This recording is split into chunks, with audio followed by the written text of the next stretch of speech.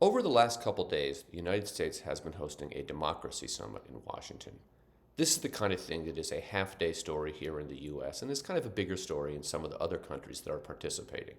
And to some extent, there's nothing really wrong with the United States convening its democratic allies, and democratic defined broadly as basically a country that is an ally with a few exceptions, to discuss democracy and to discuss the global fight against authoritarianism and against countries like China and Russia that are supporting authoritarian movements, etc.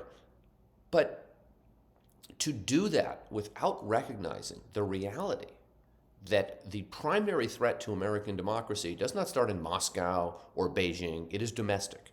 Without recognizing the reality of the threat that the MAGA movement and the Republican Party that is increasingly taken over by fascist elements, what that represents to American democracy. Now, obviously, it's much harder to talk about that than it is for the president or the State Department to talk about threats from Russia or China.